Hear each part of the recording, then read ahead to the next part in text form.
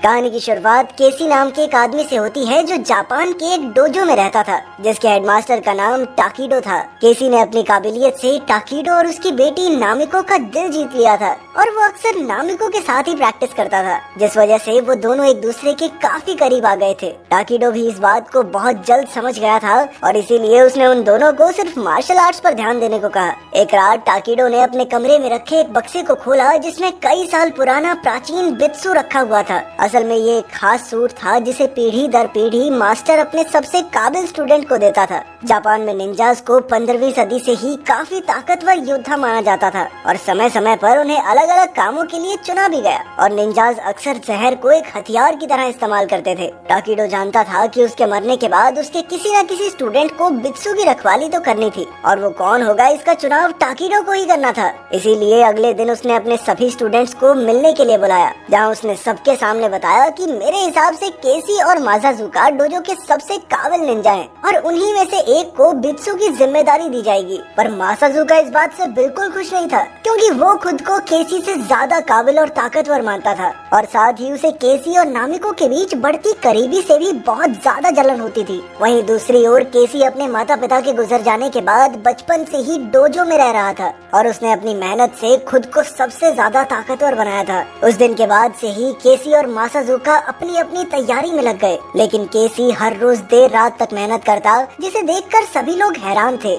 लड़ाई से एक रात पहले मासाजुका ने केसी को उसके बीते हुए कल के बारे में याद दिलाकर नीचा दिखाने की कोशिश की, लेकिन तभी टाकिडो भी वहां पहुंच गया और उसने मासाजुका को उसकी इस गलती के लिए काफी डांट लगाई। अगली सुबह सभी स्टूडेंट्स के सामने टाकिडो ने केसी और मासाजुका के बीच होने वाले मुकाबले का ऐलान किया और इस मुकाबले को जीतने वाला ही डोजो और बित्सु का अगला वारिस होगा। मैच शुरू होते ही मासाजुका ने अपने दिल में भरी हुई नफरत की वजह से केसी पर जोरदार हमला करना शुरू कर दिया और जैसे ही टाकिडो को उसकी इस नियत के बारे में पता चला तो उसने मासाजुका को वहीं रुकने को कहा, पर वो रुकने के लिए बिल्कुल तैयार नहीं था और उसने अपने एक हमले से तो लगभग केसी को जान से ही मार दिया था। पर केसी ने अपने बचाव में उसके हमले को रोककर अपनी तलवार से मासाजुका के चेहरे पर हमला कर दिया, जिसके बाद वहां मौजूद सभी स्टूडेंट्स ने बीच में आकर मासाजुका को पकड़ लिया। मासाजुका के ऐसे बर्ताव की वजह से टाकिडो ने उसे डोजो से बाहर निकालने का फैसला किया, जिससे मासाजुका बिल्कुल भी खुश नहीं था और उसने एक दिन पूरे डोजो से बदला लेने का वादा किया।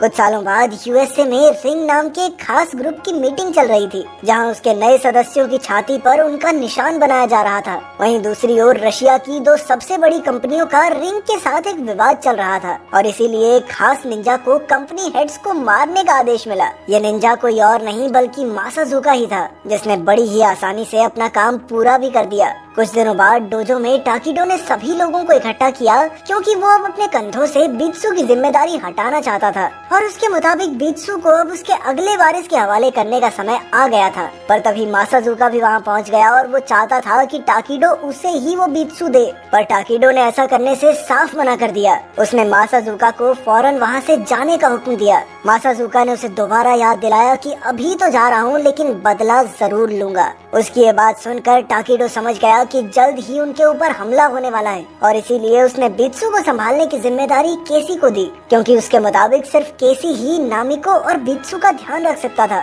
जिसके बाद केसी और नामिको बित्सु को लेकर न्यूयॉर्क पहुंच गए, जहां उन्होंने टाकिडो के एक पुराने दोस्त प्रोफेसर गैरिसन की मदद से बित्सु को एक यूनिवर्सिटी में छुपा दिया। वहीं दूसरी ओर मासाजुका अपने हमले की तैयारी कर रहा था, पर टाकिडो पहले से ही उसकी नियत के बारे में जानता था और इसीलिए वो पूरी तैयारी के साथ मासाजुका का इंतजार कर रहा था। वहीं दूसरी ओर केसी अमेरिका में बेफिक्र होकर गैरिसन को अपने बचपन की कहानियां सुना रहा था। उसी शाम मासाजुका ने डोजो पर हमला कर दिया और देखते ही देखते उसने सभी स्टूडेंट्स को मार गिराया, जिसके बाद वो अपने मास्टर टाकिडो के पास पहुंचा। उसे बित्सु के न्यूयॉर्क में होने की खबर नहीं थी, इसीलिए वो टाकिडो को खत्म करके बित्सु को अपने साथ ले जाना चाहता था। पर थोड़ी देर बाद ही वो समझ गया कि वो इतना ताकतवर नहीं है कि टाकिडो को हरा सके, इसीलिए उसने कमरे की लाइट बंद करके अपने नाइट विजन का इस्तेमाल किया।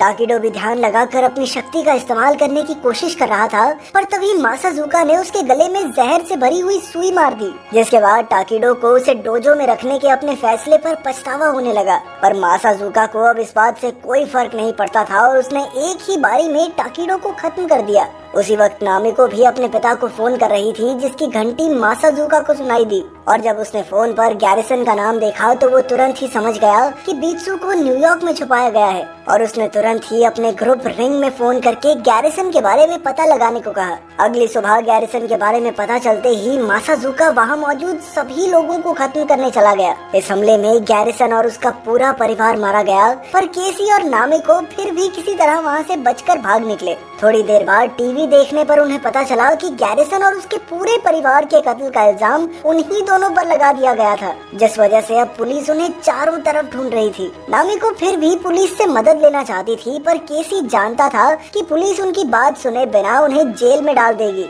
जिसका फायदा उठाकर मासाजुका आराम से बित्सू को चोरी कर सकता है, और इसीलिए उन्हें सबसे पहले बित्सू को किसी महफूज जगह पर छुपाना होगा। अगली सुबह जब केसी की आंख खुली तो उसे नामिको कहीं दिखाई नहीं दी, जिस वजह से वो काफी घबरा गया और तुरंत ही मार्केट की तरफ भागा, जहां नामिको तो उसे मिल गई, पर उस कैफे के मालिक ने अखबार में उन दोनों की तस्वीर देख ली थी, जिस वजह से वो उन्हें शक की नजर से देख रहा था। पर तभी रिंग के दो आदमियों ने उनके ऊपर हमला कर दिया, लेकिन केसी ने उन दोनों को आसानी से हरा दिया। पर जल्द ही कुछ और लोग उनका पीछा करने लगे, जिनसे बचने के लिए वो दोनों एक ट्रेन पर चढ़ गए, पर वो आदमी इतनी जल्दी हार मानने वाले नहीं थे, और उन्होंने पूरी ट्रेन में उन दोनों को ढूंढना शुरू कर दिया। जल्द ही उन्हें केसी और नामिको मिल भी गए और ट्रेन के अंदर ही लड़ाई शुरू हो गई। लेकिन उन दोनों ने भी इतने साल डोजो में झक नहीं मारी थी। वो दोनों कमाल के योद्धा थे, जिन्होंने रिंग के सभी आदमियों को हरा दिया। पर जैसे ही वो दोनों अपनी जान बचाकर ट्रेन से उतरे, तभी पुलिस ने उन्हें चारों तरफ से घेर लिया, जिसके बाद वो उन दोनों को अरेस्ट करके पुलिस स्टेशन ले गए।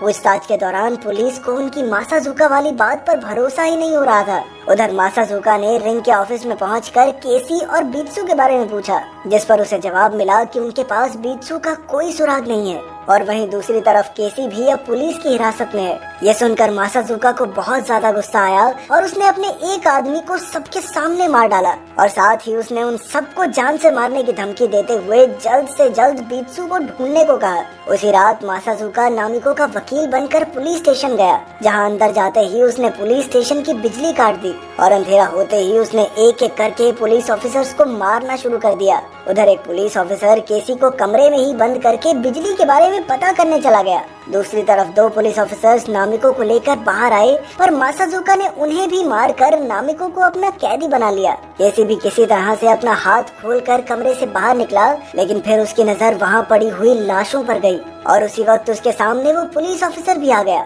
इधर केसी वहां से भागने की कोशिश में लगा ही हुआ था कि तभी मासाजुका ने उस पर हमला कर दिया, पर केसी ने किसी तरह उस पुलिस ऑफिसर की जान बचा ली, जिसके बाद मासाजुका नामिको को लेकर वहां से भाग गया। अब वो पुलिस ऑफिसर समझ गया था कि केसी बिल्कुल निर्दोष है, इसीलिए उसने केसी को जाने की इजाजत दे दी। मासाजुका ने नामिको को एक अनजान जगह पर रखा हुआ था, जहां उसने उसे टाकिडो के कत्ल के बारे में बताया। उधर केसी को एक हमलावर से रिंग के बारे में पता चला, जिसके बाद वो तुरंत ही रिंग के ऑफिस में पहुंच गया, जहां कुछ आदमियों के मरने के बाद उसने रिंग के मालिक मिस्टर कॉल को कैदी बना लिया, और फिर उसने कॉल के ही फोन से मासाजुका को फोन करके एक समझौता किया, जिसके मुताबिक मासाजुका बित्सू के बदले में नामिको को वापस करने वाला था। इसके बाद केसी तुरंत ही यूनिवर्सिटी गया, जहां उसने बित्सू की पूजा करने के बाद अपनी जिंदगी में पहली बार उसे पहना।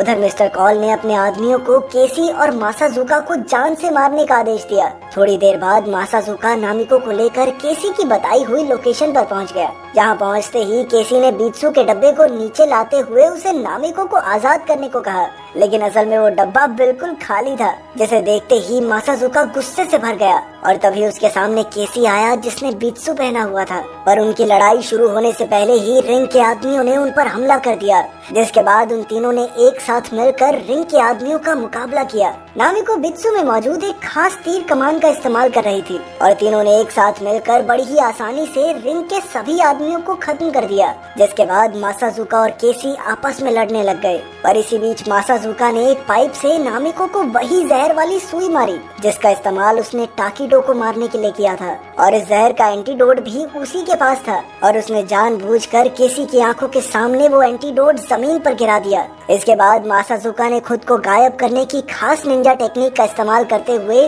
केसी पर हमला करने की कोशिश की, पर केसी ने जवाब में टाकिडो की ही निंजा टेक्निक का इस्तेमाल करते हुए मासाजुका को एक गहरा घाव दे दिया। इसके बाद वो तुरंत ही नामिको के पास पहुंचा, जो अब तक बेहोश हो चुकी थी। और तभी उसे याद आया कि एक बार टाकिडो ने उसे बताया था कि बित्सु की तलवार मारने और बचाने दोनों के काम आती है। उसने तुरंत ही अपनी तलवार के हैंडल से एंटीडोट निकाला और नामिको को पिला दिया, जिसे पीते ही वो वापस होश में आ गई। वहाँ से जाने से पहले केसी ने मासाजुका को भी खत्म कर दिया। अगली सुबह एक पुलिस ऑफिसर उनसे मिलने आया, जिसने उन्हें बताया कि उन दोनों को गैरिसन और उसके परिवार के कत्ल में निर्दोष घोषित कर दिया गया है। साथ ही पुलिस ने मिस्टर कॉल को अरेस्ट करके रिंग के सारे ऑपरेशंस को चकनाचूर कर दिया था। जल्द ही वो दोनों वापस जापान आ गए और उन्होंने डोजो की जिम्मेदारी अपने कंधों पर उठा ली। अगर वीडियो पसंद आई तो लाइक कर देना, चैनल को सब्सक्राइब कर देना। मिलते हैं अगली वीडियो में।